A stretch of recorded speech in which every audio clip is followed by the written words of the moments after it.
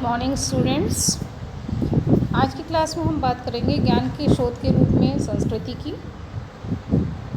आपको इस संदर्भ में हम बात कर चुके हैं संस्कृति का जो अर्थ है, जिसमें मैंने आपको बताया था कि संस्कृति शब्द की उत्पत्ति किस प्रकार से हुई और अंग्रेजी और विभिन्न भाषाओं में इसका क्या अर्थ है।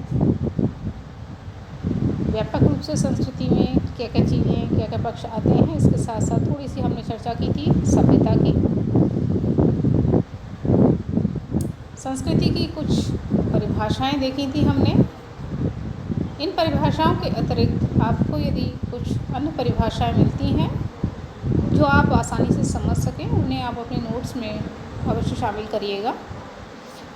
इसके बाद मैंने आपको संस्कृति और सभ्यता में अंतर के लिए दिया था, होप आपने कर लिया होगा।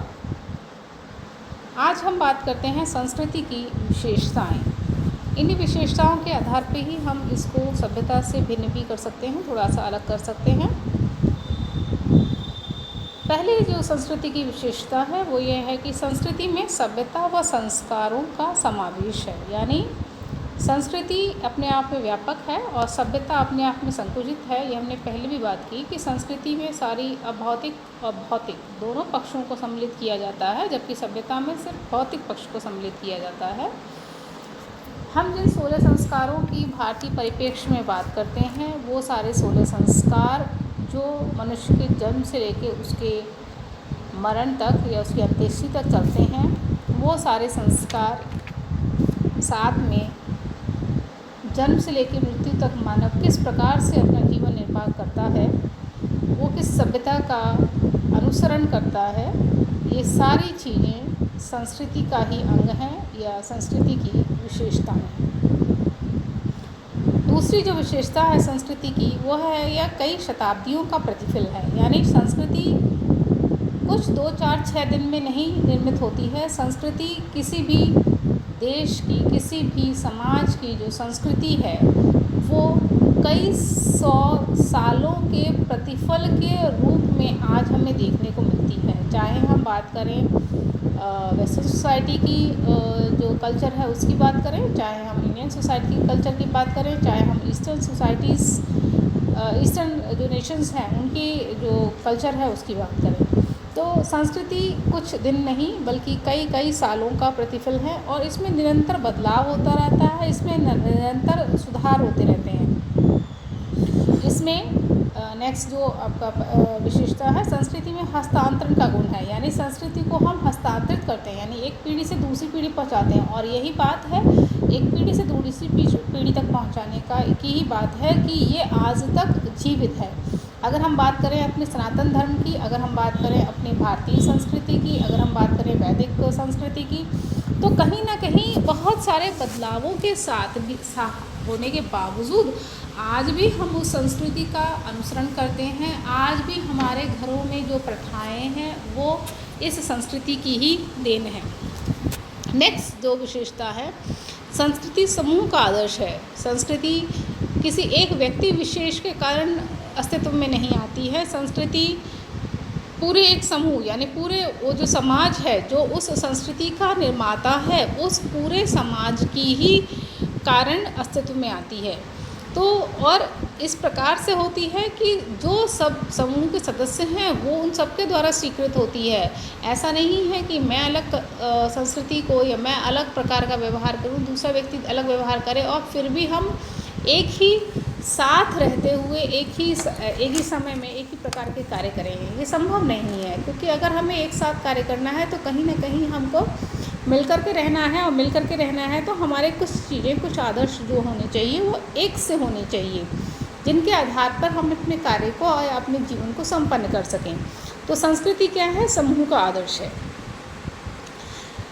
नेक्स्ट जो बात की गई विशेषताओं के संदर्भ में वो है संस्कृति में सामाजिकता का गुण है। जो भी जिस भी देश की जिस भी रूप में जो संस्कृति है वो बालक में सामाजिकता के गुण का विकास करती है, क्योंकि संस्कृति समूह के द्वारा स्वीकृत होती है, क्योंकि संस्कृति कई शताब्दियों का प्रतिफल होती है। तो नेचुरल बात है कि संस्कृति में सामाजिकता का गुण है, वह बालक को कहीं न कहीं सामाजिक बनाने का प्रयास करता है। वह बालक को कहीं न कहीं उन सारे मानदंडों, उन सारे आदर्शों, उन सारी रीतियों को अपनाने के लिए आप यूँ कह सकते हैं शुरू से ही प्रेरित करता है, जिससे कि वह समाज के एक अच्छा सदस्य बन सके, समाज का उत्पादक सदस्य बन सके। नेक्स्ट है संस्कृति में अनुकूलन का गुण है, यानी संस्कृति कहीं ना कहीं हम सबको अनुकूलन करना सिखाती है। वह अनुकूलन हमारे समाज के साथ है, वह अनुकूल हमारे वातावरण के साथ है, हमारे परिवार के सदस्यों के साथ है, हमारे मित्रगणों के साथ है। तो संस्कृति सदा ही व्यक्ति को द्रोही न बना करके या समूह का बागी न बना करके वो समूह में किस प्रकार से अनुकूलन किया जा सकता है, किस प्रकार से बालक को रहना चाहिए, वह सिखाती है। और लास्ट बात, क्योंकि हम ऊपर से आप देखिए सारी बातें जो हम देख रहे हैं, तो हम आसानी से इस बात को समझ सकते हैं कि संस्कृति सीखा हुआ व्यवहार है, क्योंकि संस्कृति शताब्दियों का प्रतिफल है और एक हस्तांतरित हो रहा है, एक पीढ़ी से दूसरी पीढ़ी हस्तांतरित हो रहा है, कई सारे सालों के कारण हो रहा है, ये बना है, कई समूह के द्वारा उसको स्वीकृति प्राप्त हुई है। तो यानी हम संस्कृति के अंतर्गत जो कुछ सीखते हैं वह हमारा अपना निजी अनुभव नहीं होता है, वह सारा हमारा सीखा हुआ व्यवहार होता है। हम जिन आदर्शों को मानते हैं, हम चाहे बात करें राम की, हम चाहे बात करें कृष्ण की, या हम बात करें जो क्रिश्चियन सोसाइटीज़ हैं वो बात करें जीसस की, जो पंजाबी सोसाइटीज़ हैं वो बात करें गुरु नानक देव की या अपने 10 गुरुओं की, तो ये सारी चीज़ें किसी आज के संदर्भ में अगर हम बात करें तो आज के संदर्भ में किसी भी व्यक्ति ने नहीं देखी है, परंतु हम सब अपने समाज के सदस्य होने के नाते उन सारी चीज़ों का आज भी पालना करते हैं। आज भी सिख लोग जब अपने गुरुद्वारे में घुसते हैं तो उनका उसके प्रति जो भावात्मक जुड़ाव है, जो उनका उसके प्रति व्यवहार है, जो प्रतिक्रियाएं हैं, वो उसी प्रकार की हैं जैसे कि उन्हें एक पीढ़ी से दूसरी पीढ़ी हस्तांतरित करते हुए सिखाया गया है। अगर हम बात करें भारतीय परिप्रेक्ष्य की, तो हमारे यहाँ जब हम अपने राम की या कृष्ण की बात करते हैं, या मंदिरों की बात करते हैं, या हम और लिंगों की बात करते हैं, हम कई सारे सिद्ध पीठों की बात करते हैं, तो ये सारी जो चीज़ें हैं, हम अपने होली दिवाली त्योहारों की बात करते हैं, हम अपने पहनावे की बात करें, हम अपने आचार विचारों की या खान पान की बात करें, तो कहीं ना कहीं आप देखिए कि दूसरे समाज से भिन्न हैं। और ये जो भिन्नता आई है, ये सारी जो भिन्नता है वो पीढ़ी दर पीढ़ी हस्तांतरित होते हुए आई है, और हम अपने व्यवहार में उसका अनुसरण करते हैं। इसलिए क्या है, संस्कृति सीखा हुआ व्यवहार है। क्लियर। अब हम बात करें भारतीय संस्कृति की विशेषताएं। जो हमारी भारतीय संस्कृति है, अभी तक तो हम इन जनरल बात कर रहे थे कि संस्कृति की क्या विशेषताएं हैं, कि सीखा व्यवहार है या वो शताब्दियों का प्रतिफल है, समूह के द्वारा स्वीकृत है। पर अब हम बात करें भारतीय संस्कृति क्या है, भारतीय संस्कृति में क्या क्या चीज़ें शामिल हैं या क्या क्या इसके विशेषताएं हैं, गुण हैं। सबसे पहली बात की, ये बात हमने पहले भी की थी, संस्कृति में क्या है, संस्कृति में वो आदर्श, वो मानदंड, वो रीतियाँ शामिल हैं जिन आदर्श रीतियों मानदंड के कारण से कोई एक समाज किसी एक संस्कृति को आगे बढ़ाता है, या किसी एक आदर्श को लेकर के अपने आगे की पीढ़ियों को उसे हस्तांतरित करता है। भारतीय जो संस्कृति है उसमें जो आदर्श, जो ये लक्ष्य माने गए हैं वो शाश्वत हैं, निरपेक्ष हैं। शाश्वत यानी हमेशा विद्यमान, यानी इन्हें हम नकार नहीं सकते। निरपेक्ष यानी कि किसी से उसकी तुलना नहीं की जा सकती है, वो अपने आप में सिद्ध हैं, उनकी हम किसी भी आधार पर, किसी भी तरीके से किसी भी संस्कृति के साथ उन चीज़ों की तुलना नहीं कर सकते हैं। उन चीज़ों का कोई अपने आप में किसी से किसी भी रूप में सिद्ध हैं, स्वयं सिद्ध हैं। उनको सिद्ध करने के लिए किसी चीज़ की आवश्यकता या किसी सहारे की आवश्यकता नहीं है, निरपेक्ष है। पहला जो संस्कृति की विशेषता है भारतीय संस्कृति की, वो है मोक्ष जीवन का लक्ष्य। हम सब आप जानते हैं, इतना हम आप भी पढ़ चुके हो कि हमारी जो संस्कृति है उसमें एक सर्वोच्च मूल्य है। वो सर्वोच्च मूल्य क्या है कि हम मनुष्य होने के नाते हमें अपने अपनी आत्मा का ज्ञान प्राप्त करना चाहिए, क्योंकि शरीर नश्वर है, क्योंकि हम इस जगत से कुछ भी नहीं लेके जाएंगे। और अगर हम अच्छे कर्म करते हैं तो हम पुनर्जन्म की बात की गई है भारतीय संस्कृति में, तो पुनर्जन्म के अपने कर्मों के आधार पर हमें पुनर्जन्म की प्राप्ति होगी और हमें इस जीवन को अच्छे से जीना चाहिए, जिससे कि हमें पुनः मनुष्य जन्म की प्राप्ति हो। भारतीय संस्कृति में 64 लाख देवी देवताओं की बात की गई है। भारतीय संस्कृति में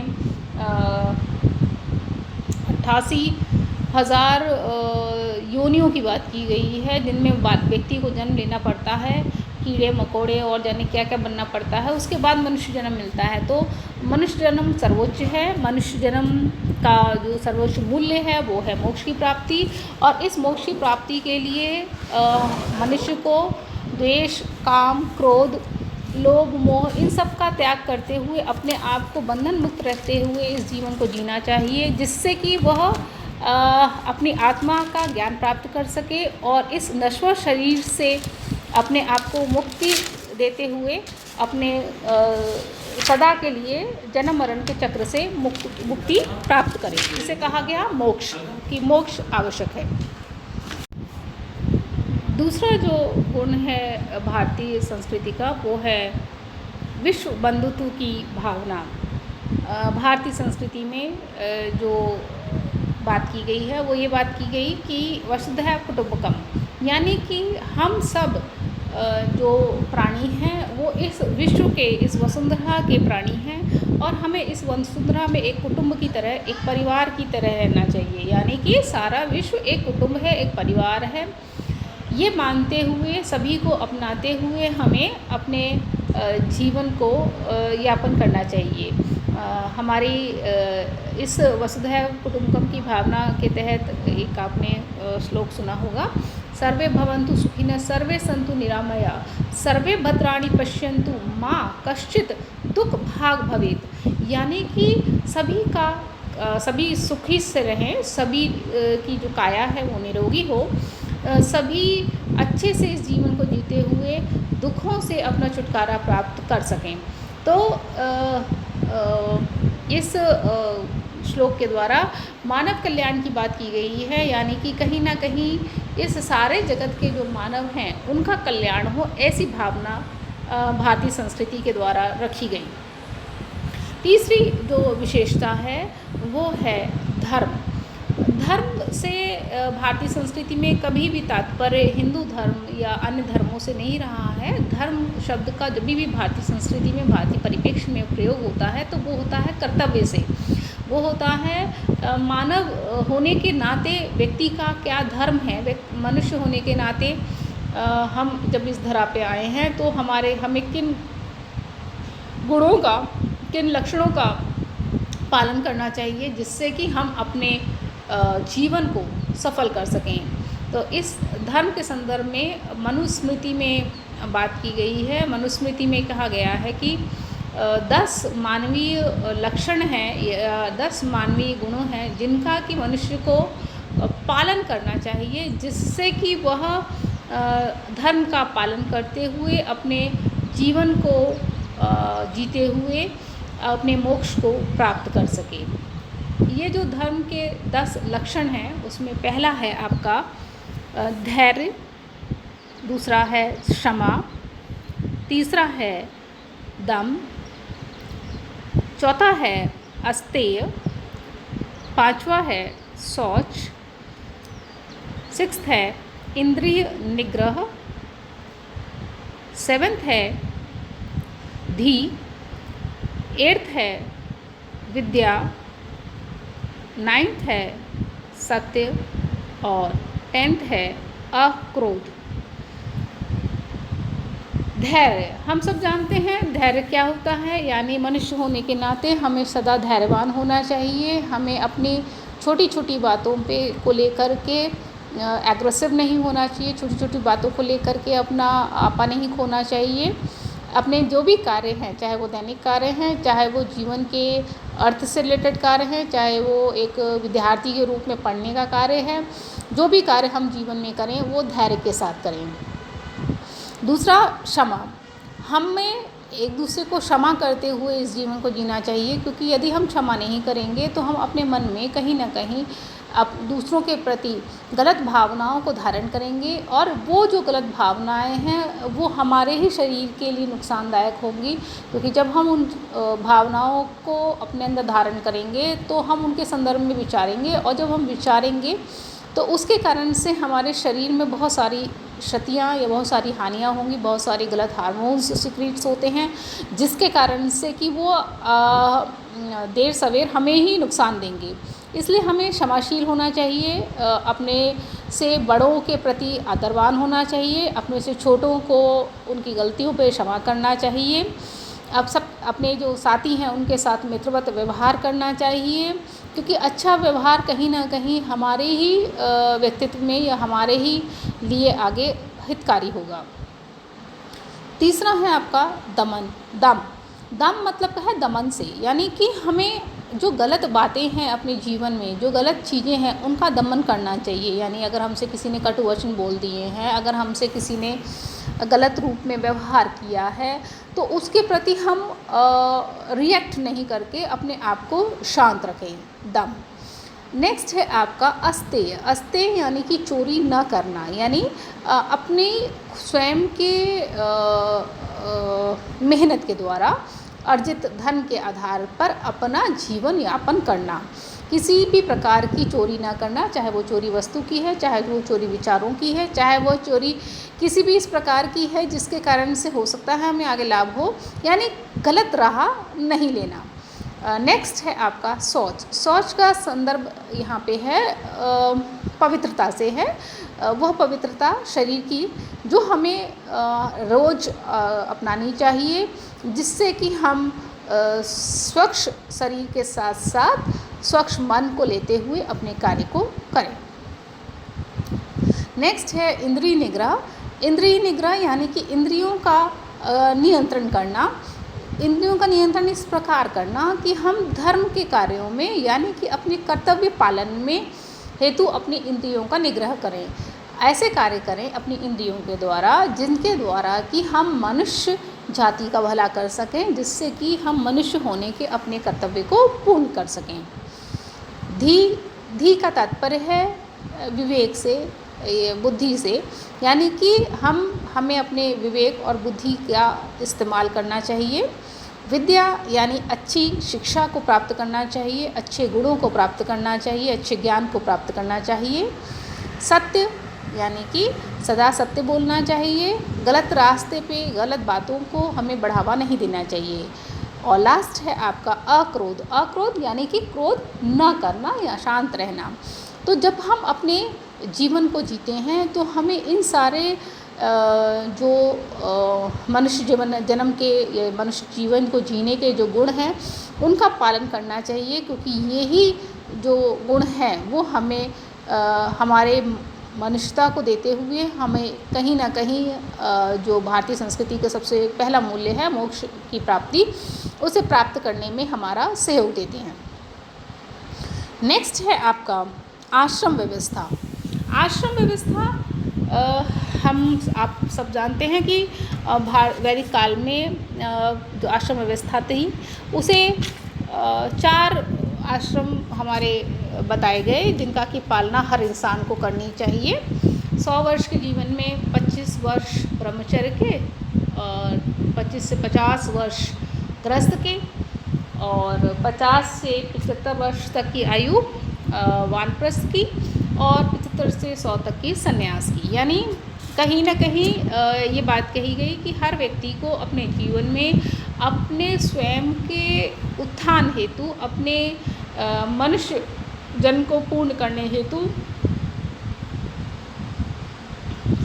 धर्म का पालन करते हुए हमें इस आश्रम जो है व्यवस्था जो है उसका पालना करनी चाहिए। 25 वर्ष तक व्यक्ति को पढ़ाई और अपने नैतिक उत्थान का प्रयास करना चाहिए। 25 से 50 वर्ष के बीच में उसे अपनी गृहस्थी को बढ़ाना चाहिए, अपने विवाह आदि करके अपने संतान को आगे करना चाहिए। और जब 50 वर्ष की अवस्था में जब संतान तकरीबन 25 वर्ष की हो जाएगी, और क्योंकि वो गृहस्थ आश्रम में प्रवेश करेगी तो वानप्रस्थ आश्रम का पालना करनी चाहिए कि घर में रहते हुए सन्यासी की भांति जीवन जिया जाए, जिससे कि आगे जो संन्यास लिया जाएगा 75 से 100 वर्ष की अवस्था में, जब गृह त्याग होगा, तो गृहस्थी की जो चीज़ें हैं वो हमें परेशान ना करें। तो उसकी एक प्रैक्टिस टाइप, और क्योंकि उस समय बच्चे गृहस्थ आश्रम में प्रवेश करते हैं तो उन्हें मार्गदर्शन देने के लिए आवश्यकता कि जो घर के बुज़ुर्ग हैं वो घर में रहते हुए उनको दिशा निर्देश दें और अपनी खुद की भी आगे की यात्रा की तैयारी करें। तो ये आपकी एक बात करी गई आश्रम व्यवस्था की भारतीय संस्कृति में।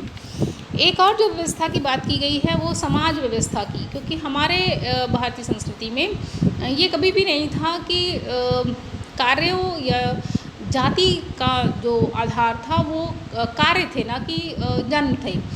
यानी कि जो व्यक्ति जिस प्रकार के कार्य करने में संलग्न होता था, या हम यूँ कहें जिस प्रकार के गुण उसमें होते हैं, उसी प्रकार के समाज का या उसी प्रकार के समाज के उस व्यवस्था का वो अंग बनता है। जैसे कि हमारे यहाँ पे 3 गुण महत्वपूर्ण माने गए हैं, सत, रज और तम। जिन लोगों में सत गुण की प्रधानता होती है वो ब्राह्मण जो जाति व्यवस्था है, ब्राह्मण जो जाति है उसको द्योतक है, उसका परिचायक है। जिन लोगों में रज गुण की प्रधानता होती है वे क्षत्रिय जाति, क्षत्रिय गुण को लेते के कार्य करते हैं। जिन लोगों में रज और तम गुण की प्रधानता होती है वो वैश्य जाति का द्योतक बने, और जिन लोगों में सिर्फ तम गुण की प्रधानता मिली वो शूद्र जाति का परिचायक बने। तो पहले ये देखा जाता था किसमें किस गुण की प्रधानता है, उसके आधार पर उसको उस कार्य में संलग्न किया जाता था, ना कि ये ब्राह्मण कुल में पैदा हुआ है तो ब्राह्मण ही होगा। तो जो ये वर्ण व्यवस्था थी, ये समाज की ये जो वर्ण व्यवस्था थी वो कर्म आधारित थी, ना कि जन्म आधारित। तो इस प्रकार से भारतीय समाज में व्यवस्था की गई थी कि जिस व्यक्ति में जो गुण है उस गुण के आधार पे ही वो कार्य को करेगा, और उस कार्य को करते हुए वो उस जाति विशेष को का कहलाएगा। तो ये थी भारतीय संस्कृति की समाज व्यवस्था। नेक्स्ट है जो आपकी जो संस्कृति की विशेषता है वो है ऋत एवं सत्य की भावना। ऋत का क्या मतलब है? ऋत का मतलब है विषमताओं का अभाव। विषमताओं का अभाव मतलब क्या हुआ कि सभी जो हम इस प्रकृति में जो लोग हैं वो हम सब समान हैं, हम सब में किसी भी प्रकार का कोई भेद नहीं है, हम सब एक समान रूप से हैं।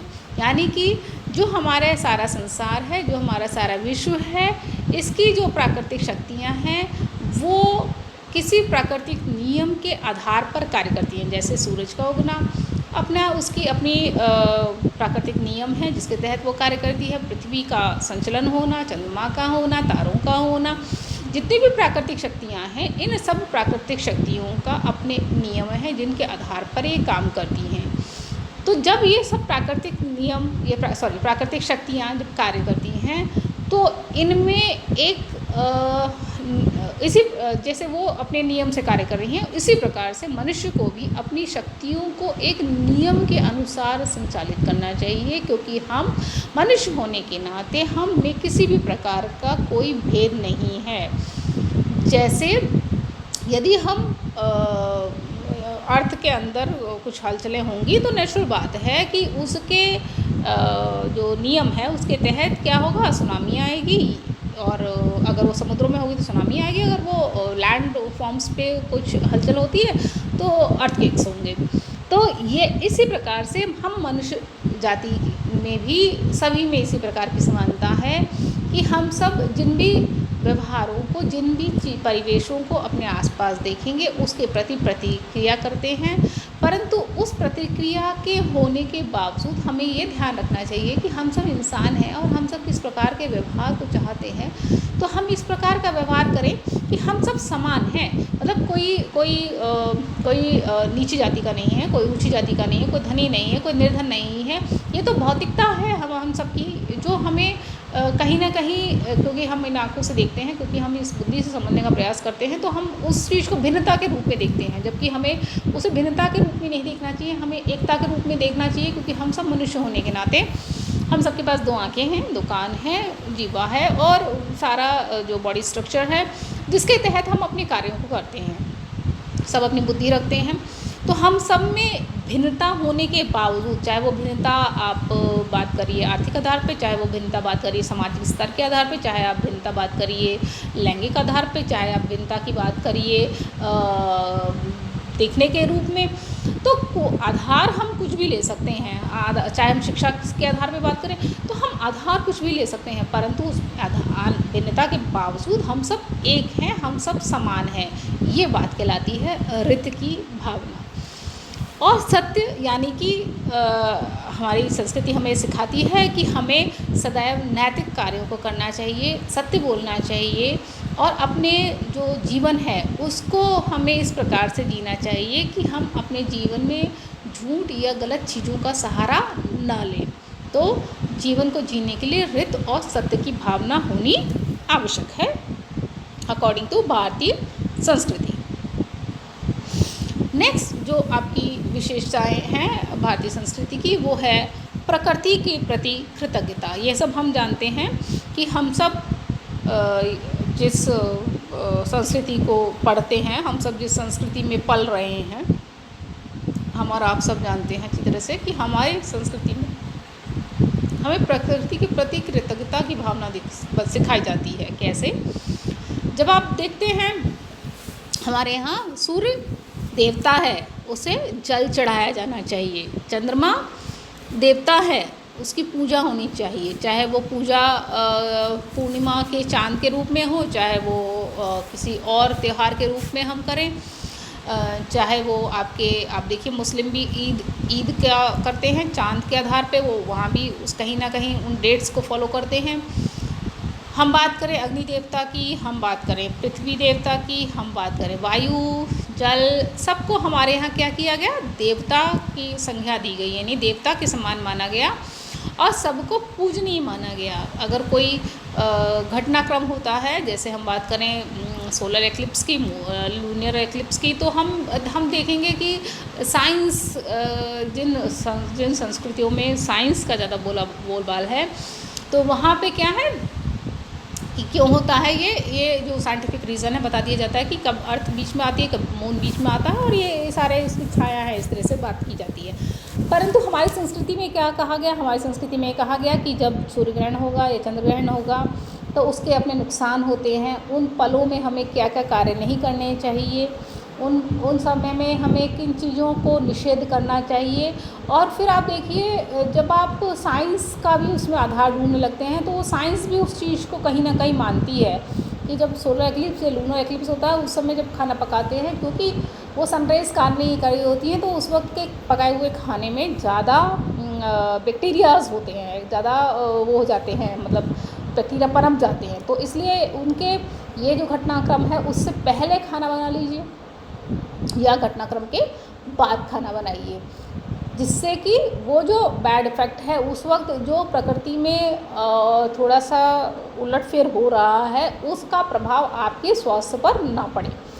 तो हमारे यहाँ उस चीज़ को क्या किया? देवता से कर दिया, उसको जोड़ दिया गया। और देवता से जोड़ने से क्या हुआ कि हम उसको एक भय के रूप में भी जोड़ा गया कि हम उससे भयभीत होने लगे कि हम ऐसा कर देंगे तो अच्छा ऐसा हो सकता है, इस प्रकार का हो सकता है।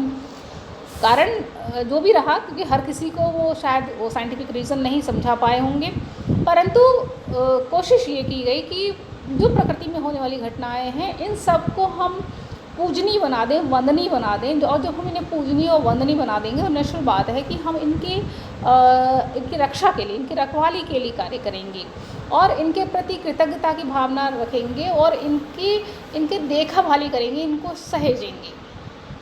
तो हमारे यहाँ कितने प्रकार के जो पेड़ हैं उनको, जैसे तुलसी है और पेड़ हैं, उन सबको पहचाना गया कि उनको हमें आंगन में लगाना चाहिए, कौन से ऐसे पेड़ हैं जो घर में नहीं लगाए जाने चाहिए। इन सबको पहचानते हुए कहीं ना कहीं हमारी संस्कृति ने हम सबको प्रकृति के प्रति कृतज्ञता सिखाई है।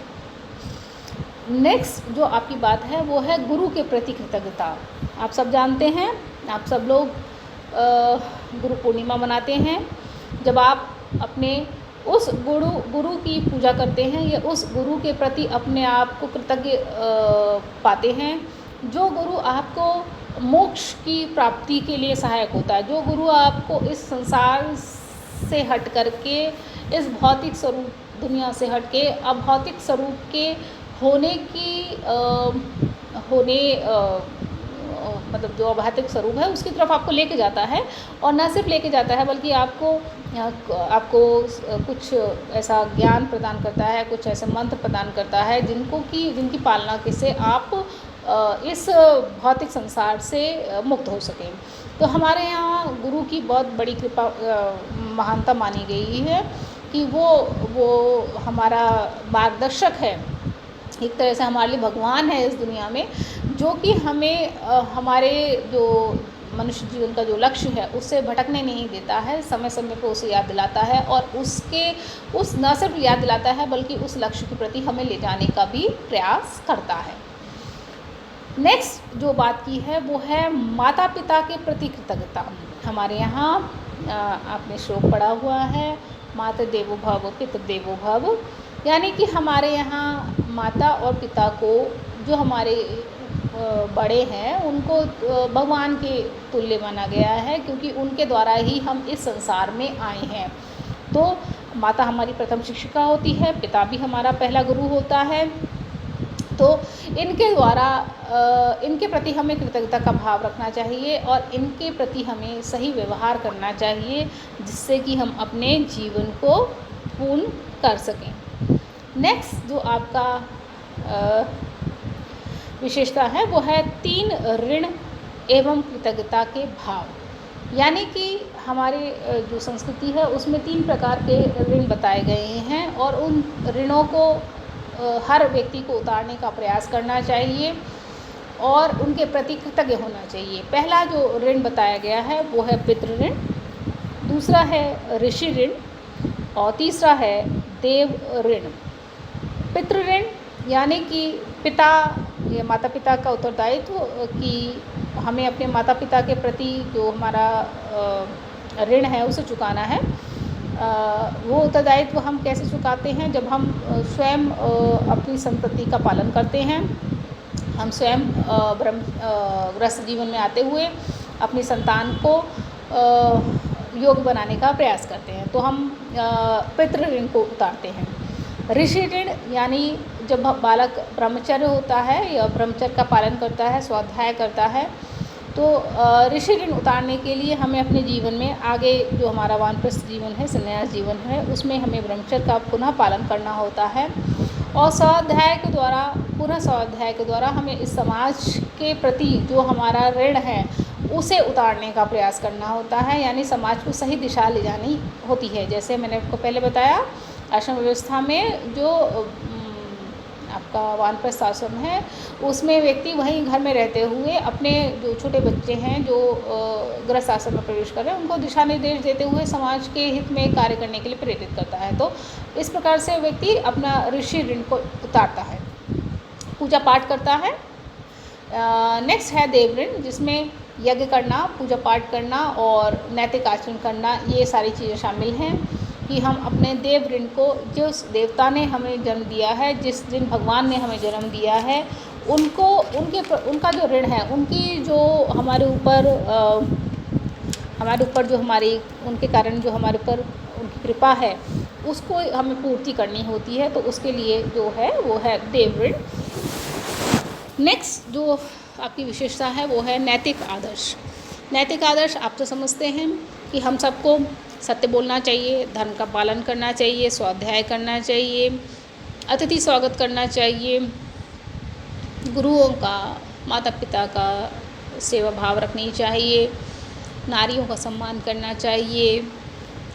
ये सारी जो चीज़ें हैं, समाज में अच्छा वातावरण रखना चाहिए, ये सारी जो चीज़ें हैं वो हमें नैतिक आदर्श के बारे में बताती हैं कि बालक को किस प्रकार से अपने व्यवहार को आदर्श रूप में और नैतिक रूप में समाज के सामने रखना चाहिए।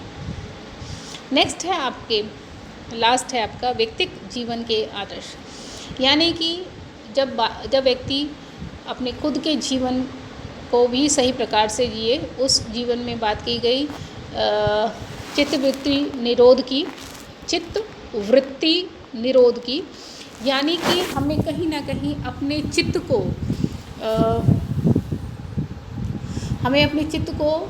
जो वृत्तियां हैं उनसे रोकना है। वृत्तियां यानी कि जो गलत हमें दिशा दिखाती हैं, और वो कैसे संभव है? वो योग के द्वारा संभव है। जब हम अष्टांग योग का पालन करेंगे, हम यम, नियम, आसन, प्राणायाम, प्रत्याहार, ध्यान, धारणा और समाधि, ये जो 8 नियम हैं योग के, इनका पालन करते हैं तो हम व्यक्तिगत जीवन का आदर्श प्रस्तुत करते हैं। क्योंकि इन अष्टांग योग की पालना के द्वारा हम अपने जीवन को सही प्रकार से निरोगी काया के रूप में जी पाते हैं। और जो हमने ऊपर बात की नैतिक आदर्शों की, जो हमने बात करी कृतज्ञता की और उनके ऋणों को चुकाने की, उन सबको हम करने में सक्षम हो पाते हैं जब हमारी खुद की शरीर उस कार्य को करने के लिए सक्षम होती है। तो स्टूडेंट्स, ये बात थी हमारी भारतीय संस्कृति की विशेषताओं की। अब हम बात करते हैं संस्कृति और शिक्षा में क्या संबंध है, या संस्कृति और शिक्षा किस प्रकार से जुड़े हुए हैं। लगभग वही बातें हैं, पॉइंट्स थोड़े अलग हो जा रहे हैं। जल्दी देखते हैं इन्हें। पहला है आपका संस्कृति का शिक्षा पर प्रभाव, या हम यूँ कह सकते हैं संस्कृति द्वारा शिक्षा का जो विकास होता है वो कैसे हो सकता है। संस्कृति किस प्रकार से शिक्षा के लिए सहायक है। तो पहली बात जो हमने पढ़ी कि हमने बात की थी कि सामाजिक प्राणी बनाने में सहयोग करती है। तो वही बात है कि सामाजिक परिवेश में समायोजन, संस्कृति कहीं ना कहीं बालक को शिक्षा प्रदान करती है कि उसे अपने जो सामाजिक परिवेश है, जो सामाजिक उसका वातावरण है, उसके साथ समायोजन करना है। उसको अपने सामाजिक आचरण का नियंत्रण करना आना चाहिए। उसे समूह में किस प्रकार से कार्य करते हैं, समूह में किस प्रकार से व्यवहार किया जाता है, उसे आना चाहिए। उसे अपनी परंपराओं, अपनी रीति रिवाजों को, अपने मूल्यों को जानना चाहिए, और न सिर्फ जानना चाहिए बल्कि अपने जीवन में उनका पालन करना चाहिए। तो जब बालक सामाजिक परिवेश के साथ समायोजन करता है अपनी संस्कृति के सीखे गए मूल्यों के आधार पर, तो क्या है कि संस्कृति शिक्षा को बढ़ावा दे रही है, या शिक्षा का विकास करती है। दूसरा है प्राकृतिक परिवेश में समायोजन। प्राकृतिक परिवेश, जो हमारे आसपास जो पेड़ पौधे हैं, जो हमारे आसपास पशु पक्षी हैं, जो हमारे पास वन हैं, नदियाँ हैं, ये सारे जो हमारे प्राकृतिक परिवेश हैं, उन सब के प्रति भी हमें कृतज्ञता का भाव रखना चाहिए। या हम यूँ कहें कि जो हमने अभी बात करी थी, हमारी संस्कृति में प्रकृति के जो तत्व हैं जैसे चंद्रमा, सूरज, इन सबको कहीं ना कहीं देवतुल्य माना गया, पूजनीय माना गया। तो उसके द्वारा हम क्या कर सकते हैं, हम अपने प्राकृतिक परिवेश के साथ समायोजन कर सकते हैं। क्योंकि यदि प्राकृतिक परिवेश रहेगा तो ही हम भी जीवित रह पाएंगे। क्योंकि हमारे जीवन के लिए ऑक्सीजन बहुत ज़रूरी है, हमारे जीवन के लिए शुद्ध हवा चाहिए, हमें खाना खाने के लिए पेड़ पौधे भी चाहिए। तो ये सारी चीज़ें हमें कहीं ना कहीं हमारी प्रकृति से मिलती हैं।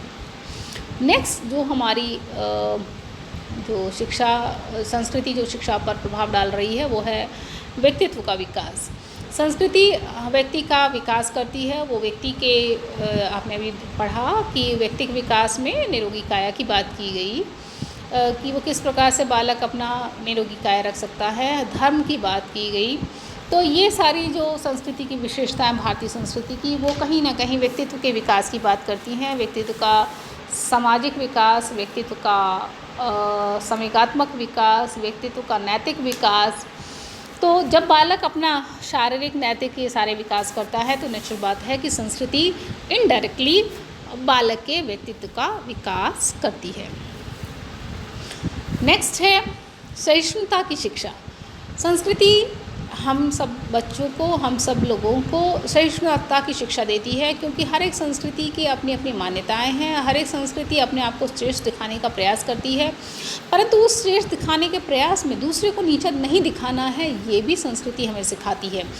और जब हम इस चीज़ को सीख जाते हैं कि हम अपने आप में ठीक हैं, हम श्रेष्ठ शब्द तो नहीं लगाएंगे, हम अपने आप में ठीक हैं, हमारा कोई भी कार्य गलत नहीं है, हमारे सारे कार्य समाज उचित हैं, तो हम दूसरे के कार्यों को भी उसी प्रकार से देखने का प्रयास करेंगे। परंतु जब हम श्रेष्ठता में लग जाते हैं, जब हम अपने को श्रेष्ठ दिखाने लगते हैं, तो नेचुरल बात है हम दूसरे को नीचा दिखाने का प्रयास करते हैं। और जब हम इस प्रयास में लगते हैं तो हम क्या करते हैं, हम कहीं ना कहीं अपनी जो सहिष्णुता की भावना है, अपनी जो सहन शक्ति है, उसका त्याग करते हैं। और जब हम त्याग करते हैं तो क्या होता है कि इसी भावना के कारण से समाज में दंगे हो रहे हैं, समाज में एक दूसरे को मारा जा रहा है। तो हम सबको सहिष्णुता की भावना लेकर के चलना चाहिए। और हमारी संस्कृति में जो हमारे नैतिक शिक्षा की बात की गई, जो हमारे माता पिता के प्रति कृतज्ञता की बात की गई, प्रकृति के प्रति कृतज्ञता, गुरु के प्रति कृतज्ञता, 3 ऋणों की बात की गई, ये सारी चीज़ें, वसुधैव कुटुम्बकम की बात की गई, ये सब हम में सहिष्णुता की भावना का विकास करती हैं। लास्ट है आपका अवकाश के समय का सदुपयोग। संस्कृति के अंतर्गत हमने पहली बात की गई कि सिर्फ भौतिक तत्व नहीं, अभौतिक तत्व भी आते हैं। इसमें हमारा साहित्य आता है, संगीत आता है, कला आती है। तो जब हमारा बच्चा अपने साहित्य, कला, संस्कृति, संगीत, इन सब की बात करता है, नृत्य की बात करता है, तो हमारी संस्कृति कहीं ना कहीं हमारे बच्चों को अवकाश के समय के सदुपयोग की शिक्षा प्रदान करती है कि किस प्रकार से अच्छे मूल्यों को, अच्छे गीतों को, अच्छे कथाओं को सुनते हुए बालक अपना नैतिक विकास भी कर सकता है। तो इस संस्कृति के द्वारा हमें अपने अवकाश के समय का भी सही उपयोग करना आता है। और जो लास्ट टॉपिक है बच्चों, वो है शिक्षा का संस्कृति पर प्रभाव, या हम यूँ कहें शिक्षा द्वारा संस्कृति का विकास। शिक्षा किस प्रकार से संस्कृति का विकास करती है? तो पहला है इसमें कि सभी विद्यार्थियों को समान अवसर प्रदान करके शिक्षा। जब हम बच्चे स्कूल में आते हैं और हम बात कर रहे हैं औपचारिक शिक्षा की, तो जब बच्चे विभिन्न संस्कृतियों से आते हैं तो वो अपने जो संस्कृति है, जब भी वो कोई कार्यक्रम करते हैं, जब भी वो अपने आप को अभिव्यक्त करते हैं, तो जब अगर हम उन्हें समान रूप से अवसर देंगे तो हमें समान रूप से सभी की संस्कृति के विकास का अवसर हम प्रदान करते हैं। तो शिक्षा कैसे, जब सबकी संस्कृतियाँ सामने आएंगी तो बच्चे आपस में इनडायरेक्टली आपस में सीखते हैं। तो शिक्षा के द्वारा विद्यार्थियों को जब समान अवसर प्रदान किए जाते हैं तो वो अपनी संस्कृति का विकास करते हैं, या हम यूँ कह सकते हैं शिक्षा जो है संस्कृति पर प्रभाव डालती है। हम दूसरे की संस्कृति के बारे में बहुत सारी चीज़ें सीख जाते हैं, समझ जाते हैं। नेक्स्ट जो आपकी बात है वो है सौहार्द की भावना का विकास। शिक्षा के द्वारा जब विभिन्न संस्कृतियों से बालक आते हैं, समान रूप से कार्य करते हैं, कार्यक्रमों का आयोजन करते हैं, तो आपस में जो सौहार्द की भावना है, जो अच्छे हृदय की भावना, सौहार्द अच्छे हृदय के साथ, अच्छी सोच के साथ, अच्छे विचारों के साथ कार्य करना। तो शिक्षा जब बालकों में या विद्यार्थियों में सौहार्द की भावना का विकास करती है तो कहीं ना कहीं संस्कृति का विकास हो रहा है, क्योंकि सभी संस्कृतियाँ यही बताती हैं कि हमें अपनी संस्कृति की अनुपालना करनी है, परंतु दूसरे को नीचा दिखाते हुए, अपने को श्रेष्ठ दिखाते हुए हमें किसी प्रकार की हिंसा या गलत आचरण को नहीं करना चाहिए। तो शिक्षा बालक को या विद्यार्थियों को जब वो कार्य करते हैं तो सौहार्द की भावना के स्थापना के द्वारा शिक्षा उनकी संस्कृति का विकास करने का प्रयास करती है। नेक्स्ट है आपका सामूहिक कार्यक्रमों का अधिक आयोजन द्वारा। जो विद्यालय में आयोजन होते हैं, विभिन्न प्रकार की जो को करिकुलर एक्टिविटीज़ होती हैं, को कल्चरल एक्टिविटीज़ होती हैं, उसमें हमें जो कार्यक्रम है उसमें हमें उनका उस प्रकार के कार्यक्रम का, जैसे मेला लगता है या और कोई खेल प्रतियोगिता है, उनका ज़्यादा से ज़्यादा आयोजन करना चाहिए। क्योंकि जब हम उन कार्यक्रमों का आयोजन करते हैं तो हम बच्चों को वो अवसर प्रदान करते हैं कि बच्चे आपस में इंटरेक्ट करें, और जब वो इंटरेक्ट करते हैं तो अपने अपने आइडियाज़ के साथ, अपने अपने विचारों के साथ सामने आते हैं। जब उस विचारों के साथ सामने आते हैं तो उससे वो अपनी संस्कृति का आदान प्रदान करते हैं। नेक्स्ट है आपका कार्यक्रमों का विकेंद्रीकरण, यानी शिक्षा के द्वारा जब हम कार्यक्रमों का विकेंद्रीकरण मतलब उन्हें अलग अलग सभी लोगों में डिस्ट्रीब्यूट करना, यानी सभी लोगों को अवसर प्रदान हो, या हम यूँ कह सकें सभी लोग उसमें इन्वॉल्व हो सकें, इस प्रकार का प्रयास किया जाना चाहिए। क्योंकि इस प्रकार के प्रयास के द्वारा कक्षा का या विद्यालय का जो कमज़ोर से कमज़ोर बालक है वो भी उसमें आता है, और वो भी कहीं ना कहीं संस्कृति का हस्तांतरण करता है, संस्कृति का आदान प्रदान करता है, और अन्य बच्चे भी उसमें शामिल होते हुए अपनी अपनी संस्कृतियों का प्रसार करते हैं। तो कार्यक्रमों का विकेंद्रीकरण ज़रूरी है। कुछ लोग या कुछ चेहरे ऐसे नहीं होने चाहिए कॉमन स्कूल्स में कि जो कार्यक्रमों को आयोजित करें और बाकी लोग उस कार्यक्रमों से वंचित रहें या उस कार्यक्रमों में भाग न ले सकें। तो कार्यक्रमों का विकेंद्रीकरण होना चाहिए, यानी कि सभी स्तर के बालकों के लिए अलग अलग प्रकार से कार्यक्रमों का आयोजन होना चाहिए। जूनियर लेवल के लिए अलग, सीनियर लेवल के लिए अलग, ठीक है, प्राइमरी लेवल के लिए अलग, इस प्रकार से होना चाहिए। और लास्ट है आपका सामाजिक अवगुणों के प्रति चेतना जागृत करना। शिक्षा का सबसे बड़ा दायित्व है संस्कृति के प्रसार के लिए, संस्कृति के विकास के लिए, कि हमारी संस्कृति में जो कुरीतियाँ हैं या जो अवगुण आ गए हैं उनके प्रति बालकों को चेताएं, जागृत करें। क्योंकि जब ऐसा होगा तभी हमारे संस्कृति का एक बहते हुए नदी की तरह से अविरल रूप से बहती हुई सभी का भला करेगी। यदि हमारी संस्कृति रूपी नदी में कचरा आ जाएगा, यदि हमारी संस्कृति रूपी नदी में कुछ गंदगी आ जाएगी तो उसका प्रभाव हमारे पूरे समाज पर पड़ेगा। इसलिए प्रयास क्या करना है, शिक्षा को ये प्रयास करना है कि जो सामाजिक अवगुण या जो बुराइयां संस्कृति में आ गई हैं उनको हटाने का प्रयास किया जाना चाहिए। तो बच्चों ये था आपका अभी तो आप सेकंड उस पर अटके हैं, एक और रह गया है आपका आधुनिकता के संदर्भ में। तब हमारा ये जो सेकंड टॉपिक है फर्स्ट यूनिट का वो कंप्लीट होगा। Thank you.